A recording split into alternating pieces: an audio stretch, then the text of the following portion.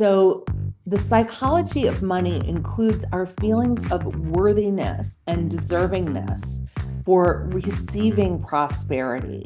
It also includes our thoughts about money. Just to share my perspective on this, my perspective is this presentation is not about materialism, excess, or greed. This is about financial health and wellness, which we all deserve. We all need money to be able to have access to healthcare, to good food, to have a safe home for ourselves, to enjoy our lives and be able to, practice our hobbies and have some leisure time, maybe to have the opportunity to travel and connect with loved ones.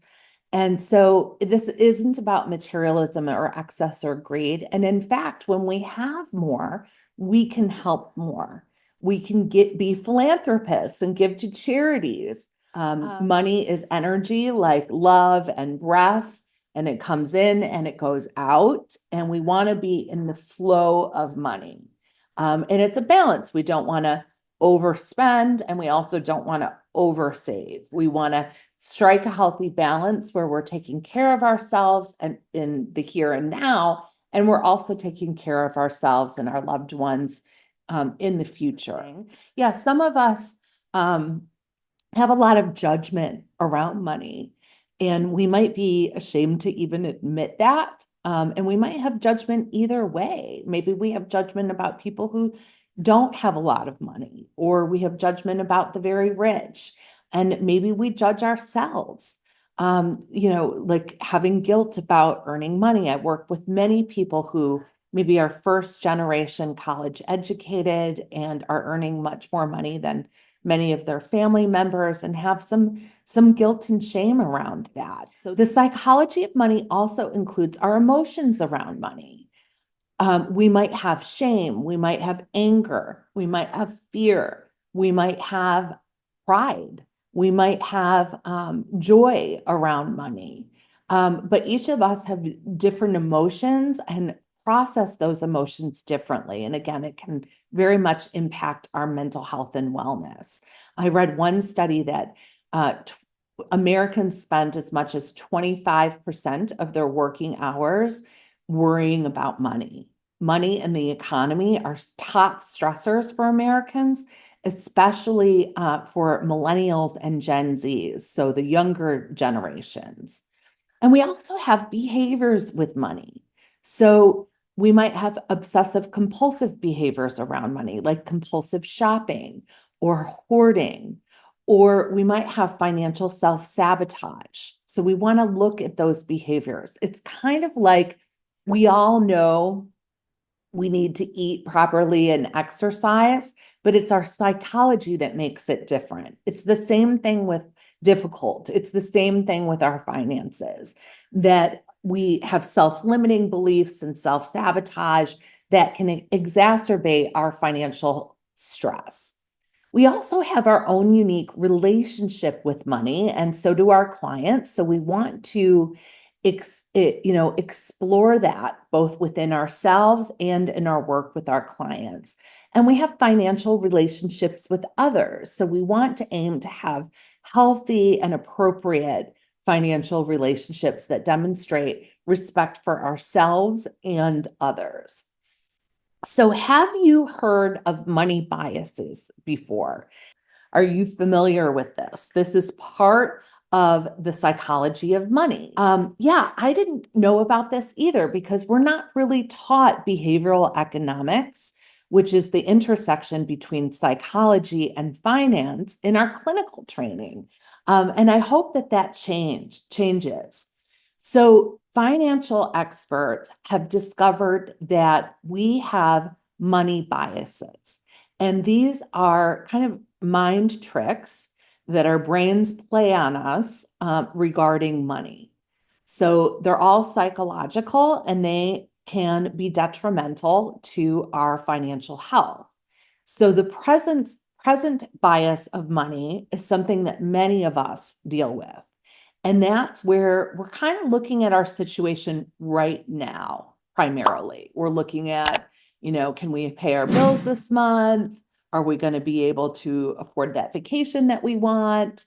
Is there money in our accounts? And we may not be thinking about our future selves.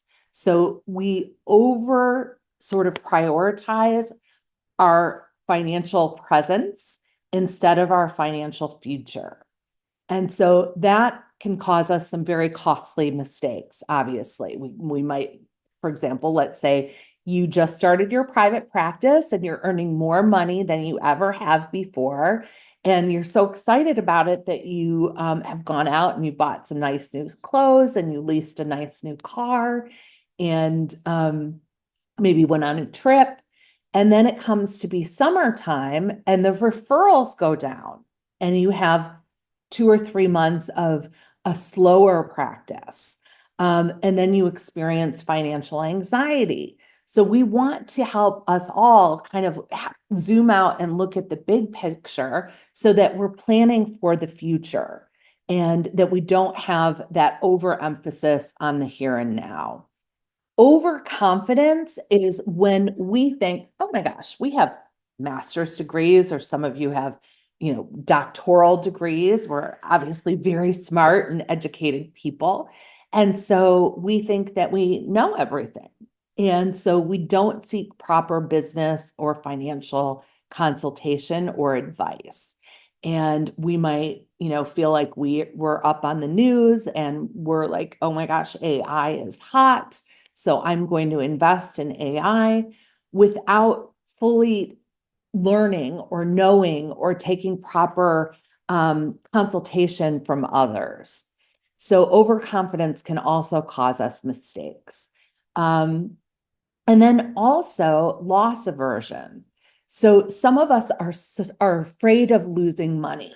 And this is particularly true if you've been through some kind of financial trauma. Maybe you had a period in the past where you,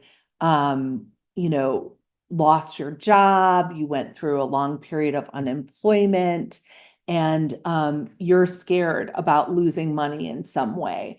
And so you don't invest it. You keep it just in your little checking account or in your very low interest earning savings account at your bank instead of investing it in the stock market because you're worried, you see that stocks go up and down and you're not looking at the big picture that over time, it's a much better opportunity than leaving that money in a savings account. Or maybe you don't buy a home because you're afraid that the market is going to change, like it did in '08. Many of you may remember. And so you're losing the opportunity to grow your money because you're afraid of losing money. It might be the same thing. Maybe you work for a hospital or an agency and you'd like to start your practice, but you're afraid of the risk involved, and so you don't. And so sometimes that can keep us from really moving forward financially in our careers. We also have an anchoring bias. So that means for each of us, the way our brains work is we tend to remember the first information that we received about something. And we tend to stick with that despite receiving new information. So maybe at some point you heard investing in tech companies is a great idea. And so you believe that even though maybe times have changed or the market has changed and you're not sort of updating your way of thinking. So these are just a few examples of money biases, but it's something to think about in terms of how you relate to money.